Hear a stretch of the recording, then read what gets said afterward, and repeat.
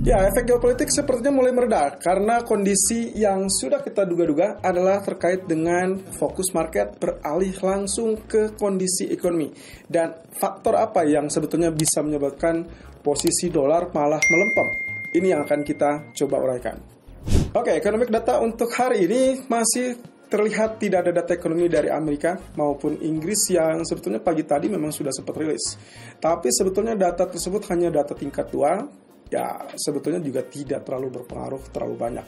Nah, jadi untuk hari ini kita hanya akan fokus dengan beberapa pernyataan dari pejabat bank sentral. Ada Presiden ECB, Christine Lagarde, dan juga ada Postic dari FOMC. Termasuk juga dari Presiden Bank Jerman, yaitu Bals. Dan beberapa hal yang menjadi topik utama adalah terkait apakah mereka masih bisa melanjutkan kenaikan suku bunga apa tidak, termasuk dari ECB. Di mana pertemuan terakhir memberikan gagasan bahwa kemungkinan ECB sudah selesai dengan siklus kenaikan suku bunga. Tapi beberapa pejabat lainnya memberikan indikasi sebetulnya mereka masih bisa melakukan kenaikan tersebut kalau ternyata data ekonomi sangat mendukung untuk hal tersebut. Dan ini berarti dikaitkan dengan kondisi inflasi yang ditenggarai masih tetap bertahan di atas target mereka 2%. Demikian pula dengan Postic ataupun pejabat Fed lainnya. Kelihatannya ini akan menjadi seru, teman-teman. Walaupun Fed dipastikan akan menaikkan suku bunga kembali satu kali lagi di tahun 2023, either itu di November ataupun di pertemuan Desember. Terkait dengan hal ini, kita masih tetap harus melihat dari kondisi yang lain. Karena yang ternyata terjadi sampai saat ini adalah ekspektasi kenaikan suku bunga bulan November justru turun ke level 14% dibandingkan sebelum data NFP hari Jumat kemarin yang berada di 30%. Jadi sebetulnya kalau misalkan kalian berpikir bahwa setelah NFP kemarin semakin besar kemungkinan untuk menaikkan suku bunga di bulan November, ternyata CME Fed Tools menunjukkan hal yang lain. Market memperkirakan justru angka tersebut turun di angka 14% dibandingkan di hari Jumat 30%. Nah, terkait hal tersebut, kita juga punya data bahwa market mover atau yang menjadi penggerak kemarin adalah Fed Speaker. Ya, setelah sebelumnya kita dihantui oleh kekhawatiran geopolitik yang masih kemungkinan akan memanas, tapi juga kemarin sudah sempat saya sampaikan, saya tidak terlalu percaya dengan efek geopolitik yang terlalu berkepanjangan, dan ternyata betul saja hal tersebut sudah mulai menguap dan akhirnya beralih fokusnya adalah apa yang disampaikan oleh pejabat Fed. Dalam hal ini saya menyoroti pernyataan dari Lori Logan. Dia lebih spesifik menunjukkan dukungan untuk kenaikan suku bunga, tapi di lain sisi juga memperkirakan Fed untuk tidak terlalu agresif. Sementara Jefferson lebih cenderung menunjukkan dirinya lebih menginginkan Fed untuk fleksibel, melihat dari kondisi keadaan data ekonomi yang ada dan juga kondisi perkembangan yang terjadi di pasar. Nah, Logan memberikan efek yang jelas bahwa apa yang terjadi dengan pasar tenaga kerja yang terlalu kuat, tapi dia juga menyarankan supaya Fed mempertimbangkan atau mencermati kondisi keuangan di China dan juga memantau perlambatan ekonomi di China. Jadi sebetulnya satu sisi, meskipun kenaikan tersebut akan ada, tapi bukan mustahil mereka belum tentu akan melakukannya lebih agresif lagi.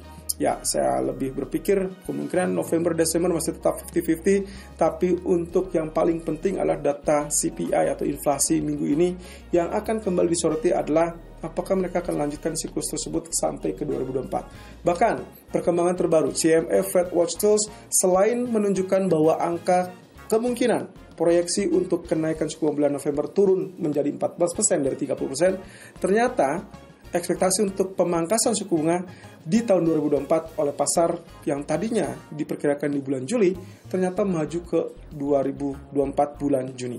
Dan ini harusnya menjadi kabar bagus, dan itulah yang kenapa membuat dolar cenderung mengalami penurunan, US Treasury yield juga turun, dan efek yang mulai bereda dari geopolitik. Dan itulah yang kita lihat juga risk aset, terutama tentang pasar saham yang mungkin menjadi pertanyaan Anda, kenapa pasar saham justru rebound kemarin. Tapi pagi ini sudah mulai agak redup, tapi juga kita tidak bisa bilang bahwa ini penurunan yang akan lebih terjal. Sampai setidaknya kita akan dapatkan data CPI. Jadi hati-hati, 2 hari ke depan kita masih punya data CPI di hari Kamis. Sementara itu dari Catherine Mann, BOE atau pejabat BOE yang lebih mendukung kepada kenaikan suku bunga di pertemuan berikutnya. Men lebih memfokuskan diri kepada faktor inflasi yang kelihatannya masih cukup sulit untuk diharapkan turun, terutama untuk Inggris. Ya, sampai saat ini mereka masih berkutat dengan inflasi 6%, dan bagi Catherine Mann, ini adalah hal yang cukup serius. Kalau ternyata inflasi tinggi masih tetap bertahan terlalu lama, bagi Catherine Mann, ini adalah waktunya untuk bank sentral tersebut bukan menunggu, melainkan bertindak.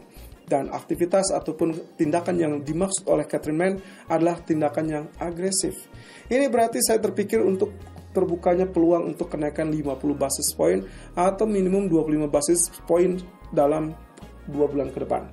Nah, kita belum tahu agenda berikutnya apakah di tahun 2024 akan ada secara spesifik bahwa BOE menghentikan laju kenaikan atau mereka tetap dalam laju kenaikan tersebut.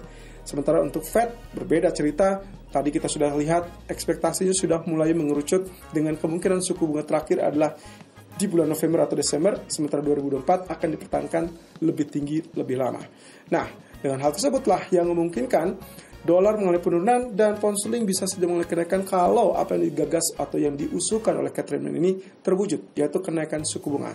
Dengan kata lain, kalau Fed mengarahkan peluru terakhirnya di November, saya rasa ada kesempatan untuk pound sterling menguat di akhir tahun. Tapi mungkin itu adalah agenda lama. Yang sekarang harus kita fokuskan apa yang akan terjadi dalam 1 atau 2 minggu ke depan. Ya, kemudian fokus minggu ini saya agak sedikit abaikan dengan kondisi geopolitik, seperti apa yang sempat kemarin kita jelaskan bahwa kemungkinan efeknya cuma 1 atau 2 hari paling cepat, dan kemudian kita akan langsung kembali fokusnya adalah kepada data ekonomi. Dan data ekonomi ada inflasi CPI dari Amerika ataupun dari China, ada FOMC minutes dan juga GDP Inggris, tapi fokus utama market adalah inflasi CPI Amerika dan juga China tentunya. Kenapa China?